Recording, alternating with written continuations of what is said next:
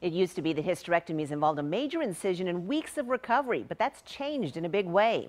Marty Salt explains how computerized robotic arms are now turning this common surgery into a much easier process. Very proud. That looks good. And no tenderness at all? Martha O'Neill needed a full hysterectomy, but was back on her feet just days after the surgery, thanks to a new procedure called single-site hysterectomy. It's revolutionized hysterectomies.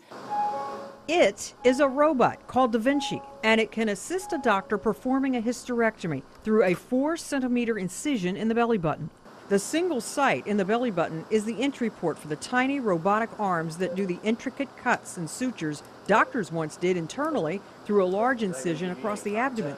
We separate all the structures that are holding it in place and the blood supply, and then we cut it so we're able to do the whole hysterectomy through that 2-centimeter incision.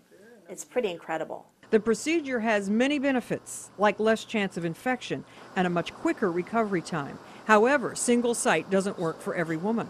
You have to have a uterus that's a certain size. You have to make sure that there's not a lot of scar tissue from previous surgeries, because you're limited on how the instruments can be used in order to get the uterus out. Another big benefit of single site is virtually no scarring. It looks like an eyelash scar. I mean, it's the smallest. You can barely even see the scar. A surgery that used to be so involved, now getting women back to their busy lives in no time at all. I'm Marty Salt reporting. And doctors say the average patient can usually go back to work in just a couple of weeks after the procedure, and the amount of pain medication needed is much less than previous methods required. It's even now considered an outpatient surgery.